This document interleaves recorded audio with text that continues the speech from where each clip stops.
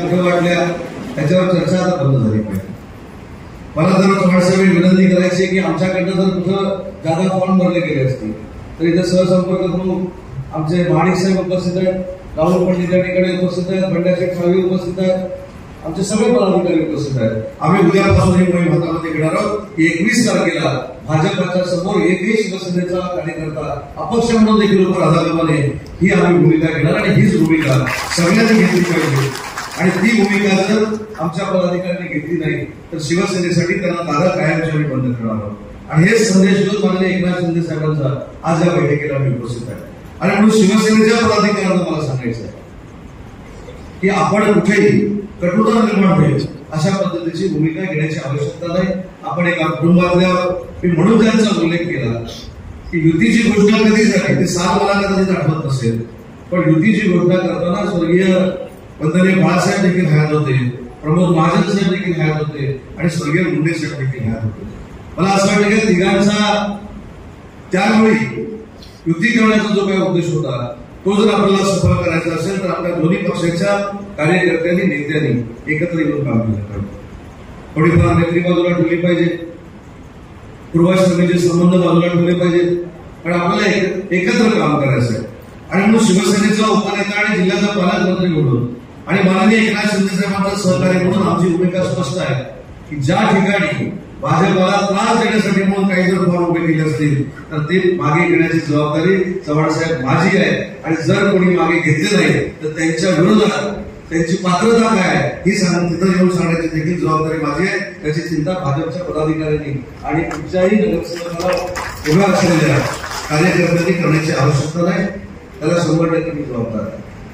मध्ये मला अनेक चिंता तो फोन काय होता मी सांगत नाही, पण मी त्याला शब्द दिला जर कोण माझ्या पक्षात दिलेल्या उमेदवाराच्या विरोधामध्ये प्रचार करण्याचा प्रयत्न करेल तर त्याच्यानंतर पुढचे 4 वर्ष पालकमंत्री म्हणून त्याला माझ्याबरोबर संसार करायचा आहे. त्याच्यामुळे तुम्हाला चिंता करण्याची आवश्यकता नाही. कोणी जरी असतं, कोणी आमचा पदाधिकारी असू दे, आमचा कार्यकर्ता असू दे, माझं नाव घेऊन समर्थक म्हणून सांगणारे कोण असू दे, यांची काही केली जाणार नाही. कारण महायुती आणि युती मला महत्वाची आहे. आणि हे कशासाठी महत्वाची आहे की ज्या नरेंद्र मोदी साहेबांनी, अमित शाह साहेबांनी या देशाला एका वेगळ्या वळणावर नेऊन ठेवलंय, जगाच्या नकाशावर सन्मानपूर्वक भारत देशाचं नाव घेतलं जातं, त्या सरकारमध्ये आम्ही शिवसेना आहोत आणि एनडीए मध्ये अलायन्स करत असताना याची आम्हाला देखील जाणीव आहे की चंद्रबाबू नायडू असतील, नितीश कुमार असतील, त्याच्यानंतर आमच्या साहेबांचं देखील नाव घेतलं जातं. त्याच्यामुळे आमची देखील तेवढी जबाबदारी आहे की भाजपाच्या उमेदवारांना त्रास होणार नाही ही दक्षता आमच्याकडे 100% घेतली जाईल. पण हे सगळं करत असताना आता आपण लोकांसमोर काय सांगायचं आहे तर लोकांसमोर जात असताना विकासाची केलेली कामं रत्नागिरी असेल, राजापूर असेल, लांजा असेल, देवरुख असेल, गुहागर असेल, चिपळूण, खेड असेल, आपण अनेक विकासाची कामं केलेली आहेत. अनेक विकासाला गती देत असताना आपण चांगल्या गोष्टी, सकारात्मक गोष्टी विकासाच्या दृष्टीने निर्माण केल्या. अगदी खेड पासून साधं काही विचार जरी आपण केला तरी विकासाच्या गोष्टी तुम्हाला सांगतो की जे आपल्यावर टीका करतात, त्यांचे प्रमुख 2.5 वर्ष राज्य शासनाचे प्रमुख होते. परंतु दुर्दैवानं वैभव खेडेकर साहेब आपण इथं आहात, 2.5 वर्ष मुख्यमंत्री असताना जे मीनाताई ठाकरेंच्या नावानं खेड्यामधलं जे नाट्यगृह आहे ते कोण सुधारू शकले नाहीत.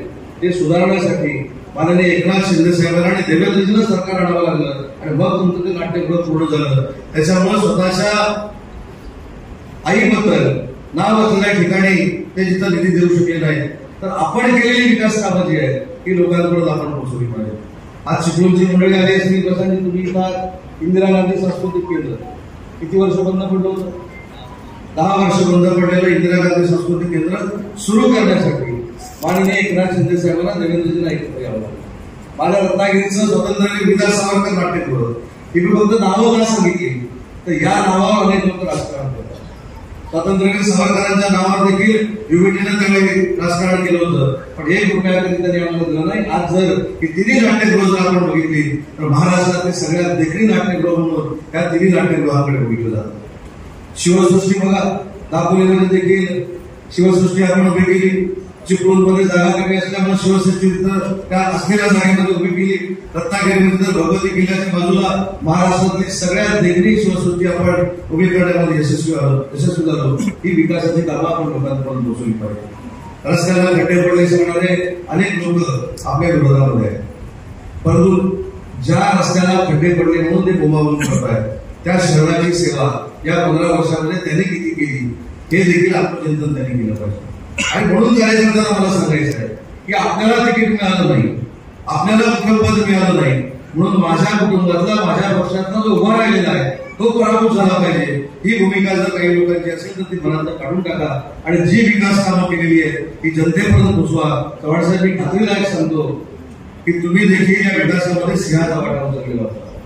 आज ज्या रत्नागिरीच्या रेल्वे स्टेशनला आपण जातो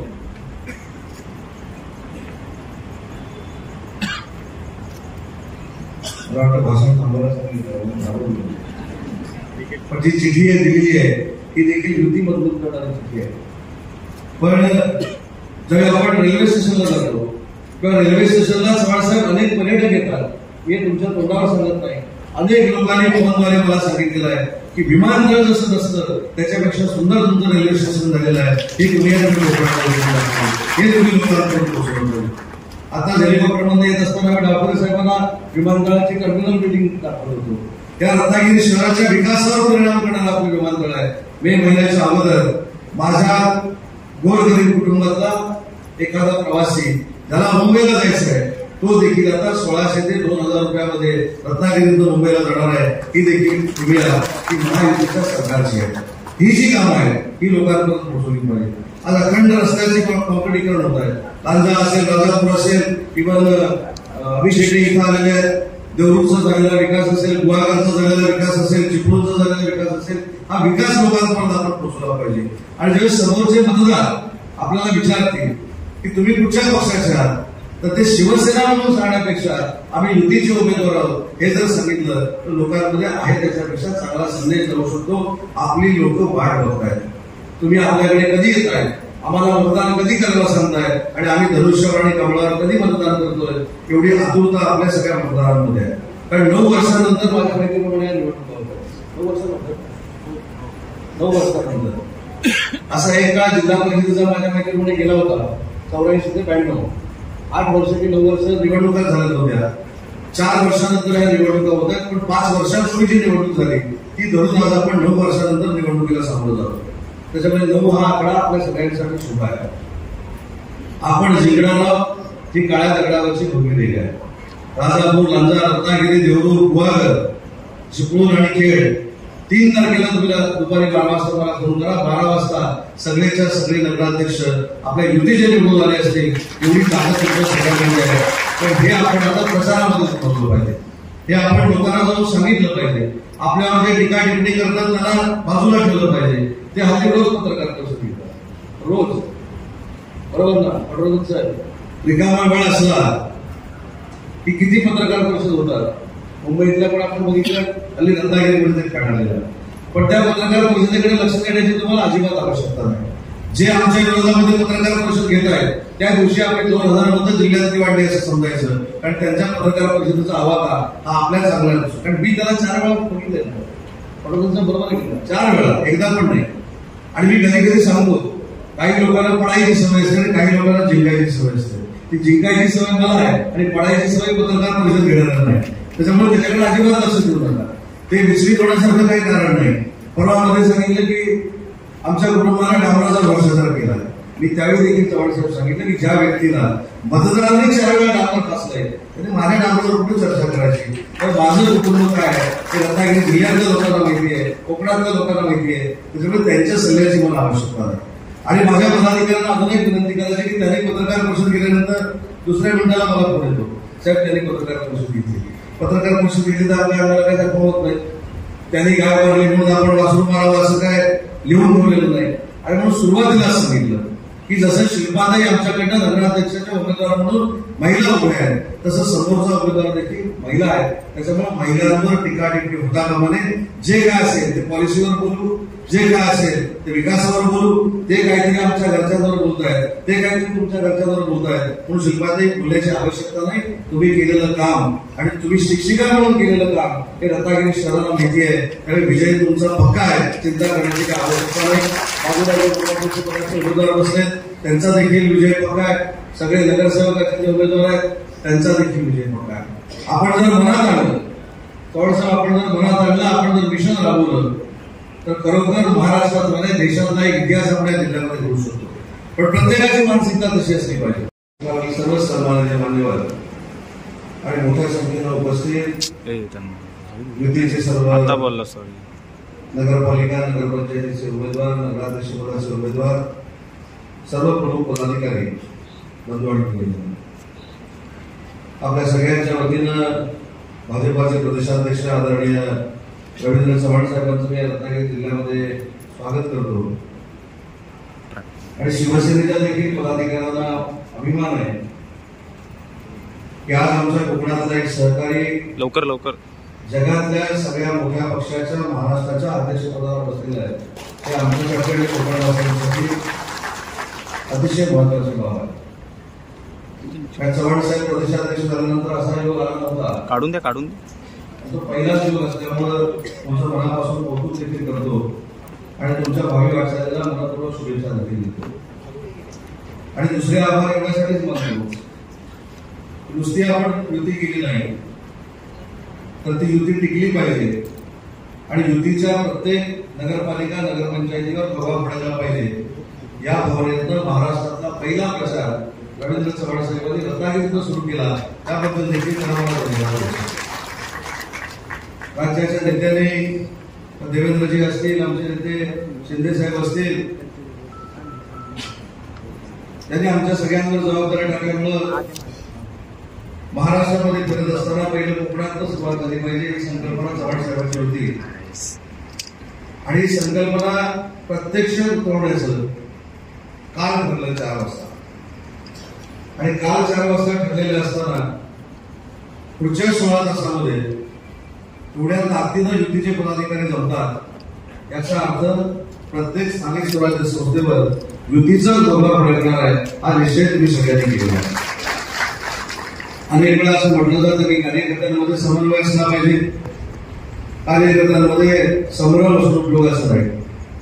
पण तुम्ही आज सगळे जे उपस्थित आहात हे महायुतीच्या प्रत्येक कार्यकर्त्याला आदर्श देण्याची संकल्पना घेऊन उपस्थित आहात, याबद्दल देखील आपल्या सगळ्यांचं कौतुक केलं पाहिजे. बाकीच्या जिल्ह्यांमध्ये काय चाललंय हे बघण्यापेक्षा रत्नागिरी जिल्ह्यानं वंदनीय बाळासाहेबांचा विचार, स्वर्गीय प्रमोद महाजन साहेबांचा विचार आणि स्वर्गीय गोपीनाथ मुंडे साहेबांचा विचार आजही तसा तसा ठेवलाय, याचा एक उदक आहे. आणि म्हणून शिवसेना आणि भाजप म्हणजे कमळ आणि धनुष्य हे रत्नागिरी जिल्ह्यामध्ये एकत्र आहे. मी परवाच्या देखील फॉर्म भरण्याच्या एका बैठकीमध्ये सांगितलं की आपापसामध्ये जर काय हवे दावे असतील तरी पक्षासाठी बाजूला ठेवली पाहिजे. उदय सामंत मोठा आहे की अन्य कोण मोठा आहे याची चर्चा करण्यापेक्षा मी स्वतःहून सांगितलं की प्रदेशाध्यक्ष पद आणि भाजपासारख्या पक्षाचं प्रदेशाध्यक्ष पद हे चव्हाण साहेबांकडे आहे. त्याच्यामुळे आमच्या सगळ्यांपेक्षा पदानं आणि मानानं 100% रवींद्र चव्हाण मोठे आहे. त्याच्यामुळे कोणाच्याही मनामध्ये शंका आणण्याची आवश्यकता आहे.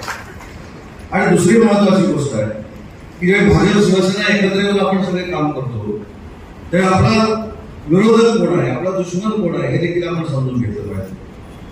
आता दुश्मन म्हणजे मी हा शब्द प्रयोग केला तसा विपर्यास कोणी करण्याची आवश्यकता नाही, तर आपला विरोधक कोण आहे हे जर लक्षात घेतलं. मी परवा देखील जवळचं एका माझ्या भाषणामध्ये असं सांगितलं की गेल्या 6-7 महिन्यात जर आपण बघितलं तर माननीय मुख्यमंत्री देवेंद्रजींवर होणारी टीका, माननीय शिवसेनेचे मुख्य नेते एकनाथ शिंदे साहेबांवर होणारी टीका, त्याच्या पुढे जाऊन माननीय अमित शहा साहेबांवर होणारी टीका आणि मोदी साहेबांवर होणारी टीका ही आपल्या हवे देण्यापेक्षा मतभेदापेक्षा किती मोठी आहे याचा आपण सगळ्यांनी विचार केला पाहिजे. पण ही मोठी टीका कोण करतं याचा देखील आपण विचार केला पाहिजे. मी मोठा आहे की नरेंद्र मोदी साहेब मोठे आहेत, आणि उदय सामंत मोठा आहे की अमित शहा साहेब मोठे आहेत, मी मोठा आहे की एकनाथ शिंदे साहेब मोठे आहेत, मी मोठा आहे की देवेंद्रजी मोठे आहेत, हे जर आपण आपल्या मनाला विचारलं तर कुठेही आपल्यामध्ये मतभेद राहणार नाहीत. आपण या नेत्यांमुळे मोठे आहोत ही जाण शिवसेना भाजपच्या प्रत्येक पदाधिकाऱ्याला आणि उमेदवाराला असणं गरजेचं आहे. आणि हे प्रामाणिकपणाने मी का सांगतोय तर मी देखील अनेक निवडणुकीला विधानसभेच्या सामोरं गेलो. विधानसभेच्या निवडणुकीला सामोरं जात असताना पॅनल नसतं, पण नगरपालिका, नगरपंचायत, जिल्हा परिषदेच्या निवडणुकीला सामोरं जाताना आता पॅनल आहे. तेव्हा दोन्ही पक्षाच्या कार्यकर्त्यांना, उमेदवारांना हात जोडून विनंती करायची आहे आणि विशेषतः नगराध्यक्षाच्या उमेदवारांना हात जोडून विनंती करायची आहे की मला सोबत द्या, बाकी काही नाही केलं तरी चालेल, अशा पद्धतीची भूमिका नगराध्यक्षाच्या उमेदवारांना देखील घेऊन उपयोगाची नाही. ही महायुतीसाठी, युतीसाठी घातक आहे. आणि प्रामाणिकपणाने सांगतो की पालकमंत्री या नात्यानं मला देखील आणि चव्हाण साहेबांना देखील अशा जर तुम्ही भूमिका घेतल्या तर जास्त वेळ लपून राहत नाही, तर 100% करतात. त्याच्यामुळे कार्यकर्त्यांनी निश्चय केला पाहिजे की आपल्याला विरोधक जो कोण आहे, ज्यांनी आपल्या नेत्यांवर टीका केली, ज्या नेत्याला ते कायमस्वरूपी पाण्यात बघतात. आता बिहारची निवडणूक पण काही लोकांनी देव पाण्यात पण महाराष्ट्रात ठेवली की बिहारची निवडणूक ही एनडीएकडे घेऊ नये. हा थोडाफार महत्वाचा जो मुद्दा आहे, प्रत्येक कार्यकर्त्यांनी लक्षात घेतला पाहिजे. मी परवा हे देखील सांगितलं, दीव दमण कुठे आपला काहीच संबंध नाही. त्या दीव दमणमध्ये कुठेतरी भाजपला 4 जागा कमी मिळाल्या, याचा आसुरी आनंद मुंबईत झाला. त्याच्यामुळं भाजप असेल किंवा शिवसेना धनुष्यबाणाची असेल, त्याला कमी लेखण्याचं काम आणि कमी लेखनाचे उद्योग जे पक्ष करतायत त्यांच्यापासून आपण किमान 1.5 महिना तरी आपली दोस्ती बाजूला ठेवली पाहिजे. आणि ती दोस्ती का बाजूला ठेवली पाहिजे, तर हल्ली भेटण्याची देखील आवश्यकता नसते. हल्ली सोशल मीडिया आणि मोबाईल हातात असल्यामुळं रवींद्र चव्हाण साहेबांच्या बाजूला डाव्या हाताला उदय सामंत बसलाय, मग तो उजव्या हाताला का बसला नाही, हे आमच्याकडनं देखील अजून पण केलं असतं. पण डावखरे साहेबांनी मध्येच का बसले, माडिक साहेबांच्या आणि चव्हाण साहेबांच्या मध्ये का बसले, पुढे 4 प्रश्नचिन्ह असते. असे अनेक महाभाग आहेत. तर आपल्या पदाधिकाऱ्यांनी पहिली ही गोष्ट लक्षात ठेवली पाहिजे. हे मी शिवसेनेच्या देखील पदाधिकाऱ्यांना सांगतो की जोपर्यंत पक्षाचे निर्णय होत नाहीत, जोपर्यंत पक्षाचं धोरण ठरत नाही, तोपर्यंत स्वतःचं धोरण स्वतः ठरवण्याची काही आवश्यकता नाही. कारण नेते सक्षम आहेत. 232 आमदार ज्यावेळी या महाराष्ट्रामध्ये प्रतिकूल परिस्थितीमध्ये निवडून येतात आणि त्याचं नेतृत्व माननीय एकनाथ शिंदे साहेब आणि देवेंद्रजी करतात. त्याच्यामुळे आपले दोन्ही नेते हे दिग्गज नेते आहेत, हे भान आपल्यामध्ये ठेवून आपण सगळ्यांनी कामाला लागलं पाहिजे. आणि दुसरी महत्वाची प्रचारातली जी गोष्ट आहे, ते आपापसामध्ये गैरसमज असता कामा नये. आपापसातले गैरसमज सोडवण्यासाठी दुसऱ्याची आवश्यकता लागता कामा नये. भाजप शिवसेनेचा कार्यकर्ता म्हणजेच युती आहे, म्हणजे भाजपच्या कार्यकर्त्यांना असं समजलं पाहिजे की शिवसेना माझी आहे आणि शिवसेनेच्या कार्यकर्त्यांना समजलं पाहिजे की भाजप हा माझा आहे. एवढं कोऑर्डिनेशन जर असेल तर समोरच्याचा आपण डिपॉझिट घालू शकतो. हे निर्विवाद सत्य आहे. पण अशा पद्धतीने आपण कामाला लागलं पाहिजे. माझे देखील अन्य पक्षांमध्ये संबंध आहेत, चव्हाण साहेबांचे देखील नेतृत्वाचे संबंध आहेत. पण आम्ही दोघांच्या वतीनं सांगतो की जरी ही मैत्री आमची बाकीच्या पक्षांच्या लोकांची असली, ज्यावेळी निवडणूक जाहीर होते त्याच्यानंतर 2 महिना रिझल्ट लागेपर्यंत ते आमच्याशी संबंधित देखील नसतात. हे जर आपण ठरवलं तर अतिशय चांगल्या पद्धतीचं वातावरण या संपूर्ण जिल्ह्यामध्ये तयार होतं. नगरसेवकाची जागा ही विरोधकांना गेली नाही पाहिजे, म्हणून जर आपण सगळे व्यासपीठावरचे एकत्र आलो, किंतु परंतु बाजूला ठेवून, तर या रत्नागिरी जिल्ह्यातला इतिहास आपण घडवू शकतो की जेवढे उमेदवार आपण उभे केले ते 100% उमेदवार महायुतीच्या आपले निवडून आले. अशासाठी आपण संकल्प करूया, अशासाठी आपण आज निर्धार करूया. निधीच्या बाबतीतला विषय सर, आपण ज्यावेळी मला सांगितलं की दक्षिण रत्नागिरी आणि उत्तर रत्नागिरी यांना पैसे दिले गेले पाहिजे, मी तात्काळ दुसऱ्या दिवशी 3 कोटी रुपयाची उत्तरची ऑर्डर काढली. ती देखील माझ्याकडे काही गैरसमजामुळे दक्षिणची ऑर्डर राहिली होती, ती देखील परवा मी काढली.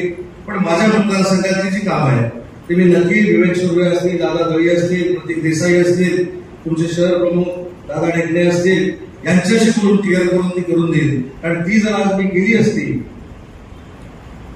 बरोबर पंडित साहेब, ती जर मी शहरातली कामात मंजूर केली असती तर आज बीजेपी शिवसेनेच्या विरोधामध्ये काही लोक गोमारात फिरली असती. ही सगळी कामं मी मंजूर करून आणली. परंतु ज्यावेळेला लिंगेजींचा मला निरोप आला की दादा डेकणे असतील, आमचे वर्षाताई असतील, त्याला एका कामाची आवश्यकता आहे, कदाचित थोडं 2 दिवस इकडे तिकडे झाले असतील, पण 65 लाखाचं काम 24 तासाच्या आत भाजपच्या शहराध्यक्षांसाठी आणि जिल्हाध्यक्षांसाठी मंजूर केलं. त्याच्यामुळे विकासाच्या निधीची जबाबदारी तुम्ही माझ्यावर सोडा. जर काय पाठीपुढे झालं असेल तर चव्हाण साहेबांच्या समोर बसून डीपीसी मधला पुढच्या वर्षाचा जो काही निधी आपल्याला द्यायचा असेल तो आपण नक्की देऊ. आणि नगराध्यक्ष जर तुम्ही सगळेच बदला तर जिल्हा निवडणुकांवर तुमचाच अधिकार आहे. जे नगराध्यक्ष आहेत, आता कसं आहे, प्रशासन बसलेले होते, मी आणि माझ्या हातात निधी वाटप होतं, मी आपलं केलं. पण जर तुम्हाला शहरामध्ये तुमचा निधी हातात द्यायचा असेल डीपीसीमधनं, तर तुम्हाला नगराध्यक्ष बनावंच लागेल आणि ते बनण्यासाठी सगळ्या कार्यकर्त्यांनी पुढाकार घेतला पाहिजे. डीपीसीचा निधी असतो, खाली कर्मचारी शहरासाठीचा निधी असतो, याच्यावर तुमचे सदस्य म्हणून नगराध्यक्ष काम करत असतात आणि नगराध्यक्षाची निवडणूक झाल्यानंतर जर युतीचा नगराध्यक्ष प्रत्येक कमिटीवर आला तर नक्की तुमचं योगदान तुम्हाला निधीच्या रूपात दिल्याशिवाय राहणार नाही. सगळा जो काही निधी असेल तो तुमच्यापर्यंत पोहोचला जाईल, हा देखील शब्द आज या कार्यक्रमाच्या निमित्तानं प्रदेशाध्यक्षांच्या समोर आपल्या सगळ्या कार्यकर्त्यांना देतो. आपली एकजूट ही अशीच आपण ठेवावी, ही देखील जिल्ह्याचा पालकमंत्री म्हणून मी आपल्याला विनंती करतो. आणि जे सुरुवातीला सांगितलं की भाजपाच्या लोकांनी शिवसेना आपली आहे आणि शिवसेनेच्या लोकांनी भाजप आपली आहे, असं समजून आज आपण निर्धार करावा, शपथ घ्यावी आणि संकल्प करावा. आणि 3 तारखेच्या विजयी मेळाव्याचं देखील तुमच्या सगळ्यांच्या वतीनं मी माननीय चव्हाण साहेबांना आजच निमंत्रण देतो. मी माझ्या वतीनं सांगतो की ज्यावेळी विजयी मेळावा असेल जिल्ह्याचा, तर आमचे नेते एकनाथ शिंदे साहेब नक्की त्या विजयी मेळाव्याला उपस्थित राहतील. चव्हाण साहेब तुम्ही तर असलंच पाहिजे. पण आमचा आग्रह असा आहे की रत्नागिरीच्या युतीच्या या विजयी महोत्सवासाठी आदरणीय मुख्यमंत्री महोदयांना आणण्याची जबाबदारी आज या व्यासपीठावर आपण स्वीकारावी, एवढीच विनंती करतो. मोठ्या संख्येनं आपण एकत्रपणे प्रचार करणं, युतीच्या कार्यकर्त्यांनी एकत्रपणे प्रचार करणं आणि युतीसाठी मतदान मागणं, स्वतःसाठी नाही, युतीसाठी नगराध्यक्ष पदाला आणि नगरसेवक पदाला सुद्धा मतदान मागणं, की जेणेकरून पॅनल टू पॅनल हे मतदान झालं पाहिजे आणि पॅनल टू पॅनल नगराध्यक्षाला सुद्धा तशाच पद्धतीने मतदान कसं होईल याची पूर्णच्या पूर्ण काळजी घेतली पाहिजे. सर्व प्रमुख पदाधिकाऱ्यांना एवढीच विनंती करणार आहे की निवडणूक ही नियोजनाने जिंकता येते. निवडणूक जिंकण्यासाठी युतीचे कार्यकर्ते मोठ्या संख्येने प्रत्येक वार्डामध्ये, प्रत्येक ठिकाणी, प्रत्येक परिसरामध्ये युतीचे कार्यकर्ते आहेत. प्रत्येकाला त्याची जबाबदारी वाटून देणं हे अत्यंत गरजेचं आहे. माझी विनंती आहे की प्रत्येकाला सन्मानाने त्याची जबाबदारी वाटून द्या, प्रत्येकाला एकत्र करा आणि त्याला हे पटवून द्या की आम्हाला मतदारांपर्यंत जाऊ, मतदारांना हे पटवून देणं की होय नरेंद्र मोदींना मतदान करायचं आहे, देवेंद्र फडणवीस यांना मतदान करायचं आहे, एकनाथ शिंदेजी यांना मतदान करायचं आहे, आदरणीय आमचे उपमुख्यमंत्री अजित दादा यांच्या माहितीलाच मतदान करायचं आहे, हे पटवून देण्यासाठी तुम्हाला मला सर्वांना प्रत्येकाला घरोघरी जाणं हे गरजेचं आहे. माझी खात्री आहे की आपण सर्वजण ताकदीने या सगळ्या विषयाला अतिशय घरोघरी जाऊन पोहोचवा. पुन्हा एकदा राग रुसवे फोटो आहे फोटो नाही याची चिंता करू नका. मी आत्ताच येताना कोणीतरी असं म्हटलं शहर अध्यक्षाचा फोटो आहे, शहर अध्यक्षाचा फोटो नाही, असं नाही. काही अडचणी असू शकतात, काही गोष्टीमध्ये घाईघाईमध्ये कोणाचा तरी विसर होतो. परंतु एक गोष्ट लक्षात घ्या, आपलं सर्वांचं नेतृत्व कोण आहे तर देशाचे पंतप्रधान नरेंद्र मोदीजी हे नेतृत्व आहे आणि त्या नेतृत्वाला तुम्हाला आम्हाला सर्वांना पुढे न्यायचं आहे आणि ते नेण्यासाठी तुम्ही आम्ही सर्वजण कटिबद्ध राहूया. जय हिंद, जय महाराष्ट्र. येणं अत्यंत गरजेचं आहे.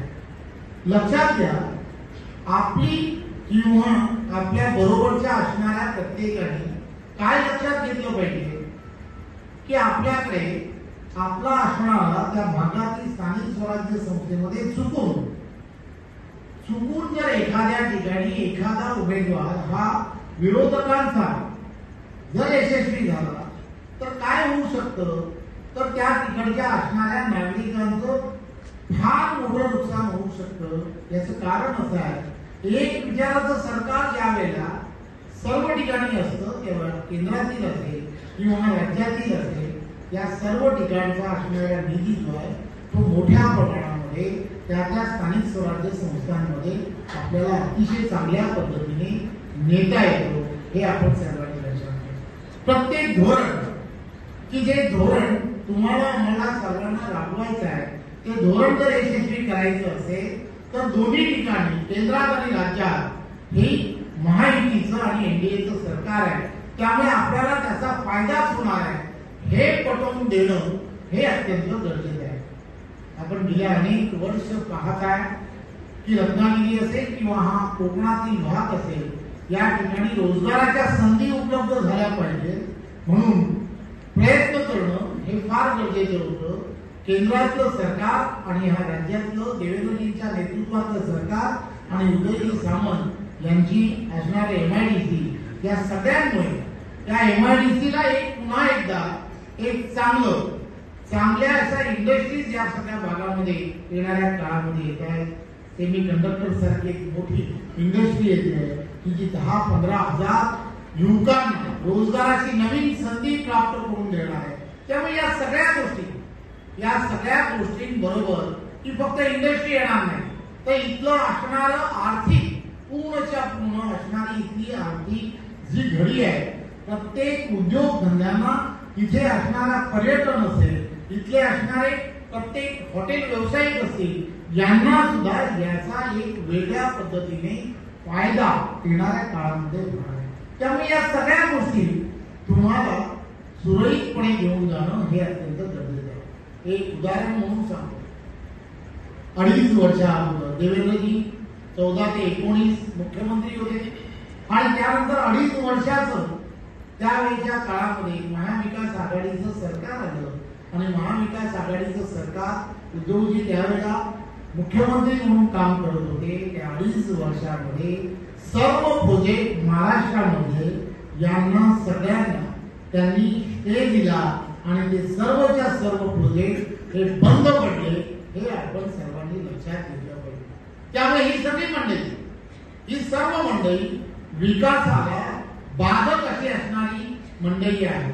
विकास हा कुठेही होता कामा नये यांच्या मनामध्ये फक्त राजकारण आहे, सत्तेसाठी राजकारण अशा पद्धतीची भावना ही नेहमीच त्यांच्याकडे राहिली आहे आणि यामुळे हे सर्वजण आपल्या कोकणाचं कधीच भलं करू शकली नाही हे आपण सर्वांनी लक्षात घ्या. म्हणून एक कोकणवासी म्हणून आपणा सर्वांना रत्नागिरीकरांना मी विनंती करणार आहे, एक चांगलं वातावरण युतीच्या माध्यमातून उदयजी असतील, त्यांचे सर्व सहकारी, भारतीय जनता पार्टीचे सर्व सहकारी यांनी तयार केला आहे. या सर्व ठिकाणी समान भाग याचा अर्थ ज्या ठिकाणी आपला नगराध्यक्ष असणार आहे, भारतीय जनता पार्टीचा नगराध्यक्ष असेल, त्या ठिकाणी सत्तेमध्ये सुद्धा उपनगराध्यक्ष आणि बाकी सगळ्या विषयांमध्ये भारतीय जनता पार्टीचा बरोबर शिवसेना असेल आणि ज्या ठिकाणी शिवसेना आहे त्या ठिकाणी सुद्धा ज्या ठिकाणी शिवसेनेचा नगराध्यक्ष असेल त्या ठिकाणी उपनगराध्यक्ष आणि या सगळ्या गोष्टी सुद्धा या भारतीय जनता पार्टीच्या असतील. याचा अर्थ लक्षात आहे की फक्त ही युती कागदावरती न करता याला एक वेगळ्या पद्धतीने तिथल्या असणाऱ्या नागरिकांच्या प्रत्येक समस्या आहेत, या समस्या जर सोडवायच्या असतील तर त्या सभागृहामध्ये सत्तेमध्ये सुद्धा ही सर्वजण एकत्रपणे पुढे जाणार आहे हे आपण सर्वांनी लक्षात ठेवलं पाहिजे. त्यामुळे एक गोष्ट लक्षात घ्या, एक चांगल्या पद्धतीने तयार केलेला हा विषय आहे की जो रत्नागिरीकरांसाठी एक वेगळी दिशा देणार. वेगळी दिशा मी यासाठी सांगतोय, लक्षात घ्या, एवढ्या वर्षामध्ये रोजगाराच्या एवढ्या मोठ्या संध्या या कोणीतरी या संधीचा विचार तरी केला होता का? तर केला नाही. हे लक्षात घ्या. कोणीतरी त्या दिशेने पावलं उचलतोय, पॉझिटिव्ह दिशेने पावलं उचलतोय हे आपण सर्वांनी लक्षात घ्या. पुढची पिढी जी आहे जी सातत्याने मोठ्या प्रमाणामध्ये स्थलांतरित होताना दिसत होते. प्रत्येक इथला असणारा युवक जो आहे तो नोकरीनिमित्त धंद्यानिमित्त हा कुठेतरी प्रमुख शहरांमध्ये जाताना तुम्हाला मोठ्या प्रमाणामध्ये दिसत होता. यांचं सर्वांचं स्थलांतर जे आहे ते थांबवण्यासाठी एक वेगळी संधी ही या निमित्ताने कोकणामध्ये देवेंद्रजी मुख्यमंत्री म्हणून त्यांच्या नेतृत्वामध्ये आणि देशाचे पंतप्रधान नरेंद्र मोदीजी यांच्या नेतृत्वामध्ये या सर्व भागामध्ये तयार होते. एक चांगलं वातावरण हे तुम्हाला आम्हाला सर्वांना तयार करण्यासाठी ही निवडणूक ही निवडणूक एक फार मोठी भूमिका या बाबतीत करणार आहे. मला खात्री आहे रत्नागिरीतील सर्व नागरिकांचे आशीर्वाद जे आहे ते युतीच्या पाठीमागे घेऊन हे अत्यंत गरजेचे आहे. विचाराची असणारी ही लढाई जी आहे या विचाराच्या असणाऱ्या या लढाईला तुम्हाला आम्हाला सर्वांना आपल्या पुढील पिढीचं भवितव्य हे उज्ज्वल करण्याच्या दृष्टिकोनातून तुम्हाला आम्हाला सर्वांना या मतदानरूपी जे काही वरदान आहे ते वरदान युतीच्या पारड्यात करणं हे अत्यंत गरजेचं आहे. आणि त्यासाठी आपल्याला भारतीय जनता पार्टी असेल, शिवसेना असेल आणि आपल्या बरोबर असणारा प्रत्येक घटक पक्ष असेल यांनी प्रत्येकाने घरोघरी आपल्याकडे दिवस अत्यंत काम करण्याचा जेवढा अनुभव हा शिवसेना भारतीय जनता पार्टीच्या कार्यकर्त्यांना पदाधिकाऱ्यांना असतो तेवढा अनुभव मला वाटत नाही की कोणत्या इतर पक्षातील कार्यकर्त्यांना असेल. आहे का? हो का नाही? फक्त अडचण अशी झाली की मी आल्यापासून मला असं स्वतःला वाटायला लागलं की रत्नागिरीत आलोय आणि वातावरण कदाचित गरम झालेली का, कारण वाफा एवढ्या जोर जोरात यायला लागल्या त्यामुळे कार्यकर्ते जरा थोडेसे का होईना एकदम थोडेस आकुंचित पावले की काय, असं तर नाही ना? नाही ना? हो का नाही? असं होत लक्षात घ्या. 2 तारखेला होणाऱ्या निवडणुकीला ही निवडणूक जी आहे ती कार्यकर्त्यांची निवडणूक आहे आणि ही कार्यकर्त्यांची निवडणूक जी आहे ही कार्यकर्त्यांची निवडणूक तुम्हाला आम्हाला सर्वांना ही अतिशय ताकदीने लढणं अत्यंत गरजेचं आहे.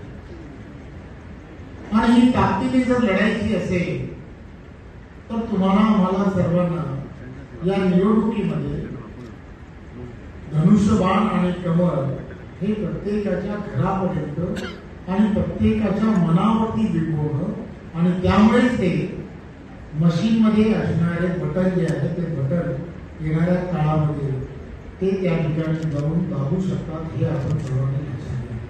त्यामुळे त्या निवडणुकीमध्ये इतर महाराष्ट्रामध्ये काय होत आहे याची चिंता करायची गरज नाही. वरिष्ठ नेतृत्वाने ठरवलंय की ही निवडणूक कार्यकर्त्यांची निवडणूक आहे आणि ही कार्यकर्त्यांची निवडणूक ज्या ज्या ठिकाणी कार्यकर्ता उभा आहे, ज्या ज्या ठिकाणी शिवसेना भारतीय जनता पार्टी महायुतीतला कार्यकर्ता आहे, या कार्यकर्त्यांच्या निवडणुकीमध्ये महायुतीचाच जिंकला पाहिजे यासाठी सर्वतोपरी प्रयत्न जो आहे तो तिथे असणाऱ्या सर्व कार्यकर्त्यांनी एकत्रपणे करणं अत्यंत गरजेचं आहे. त्यामुळे रत्नागिरीमध्ये आपण सर्वजण जाणता की या सगळ्या निवडणुकीला एक नात्याचं एक वेगळं असं काय म्हणतात त्याला, वलय म्हणणं पण योग्य नाही, मोरेली सांगितलं मग बोलणं योग्य नाही. नाती कुठेतरी आड यायला लक्षात घ्या. तुमचं आणि आमचं नातं जे आहे ते महायुतीचं नातं असलं पाहिजे हे लक्षात घ्या. त्यामुळे एक गोष्ट लक्षात घ्या की या नात्यांमध्ये अडकून जर राहिलो तर फार मोठी गडबड होऊ शकते. त्यामुळे आज कार्यकर्ता म्हणून मी जरी प्रदेशाचा अध्यक्ष जरी असलो तरी सुद्धा एक कार्यकर्ता म्हणून आपल्या सर्वांना विनंती करायला, राजेश सावंत या सगळ्या गोष्टी मित्र म्हणून या बरोबर आहे, यात काहीच अर्थ नाही. परंतु राजेश सावंत आता पार्टीचा कोणताही भाग नाही हे आपण सर्वांनी लक्षात घेतलं पाहिजे.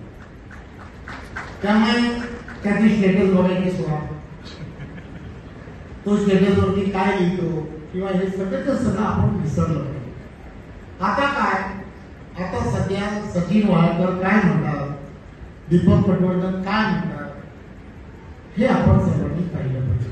मी विशेष करून भारतीय जनता पार्टीच्या कार्यकर्त्यांना सांगू इच्छितो, लक्षात घ्या त्याचं नातं आहे ही वस्तुस्थिती जरी खरी असली तरी एक गोष्ट लक्षात घेतली पाहिजे की भारतीय जनता पार्टीने तुम्हाला काय दिलं आणि तुम्हाला किती मोठा सन्मान दिला हे कधी त्यांनी विसरू नये किंवा त्यांच्यापैकी बरोबर असणाऱ्यांनी विसरू नये. एक गोष्ट लक्षात घेतली पाहिजे, भारतीय जनता पार्टी कार्यकर्त्यांची पार्टी आहे आणि ही कार्यकर्त्यांची पार्टी जी आहे ही कार्यकर्त्यांची पार्टी असल्यामुळे कार्यकर्त्याला सन्मान देणं हे सातत्याने पार्टीने केलेलं आहे.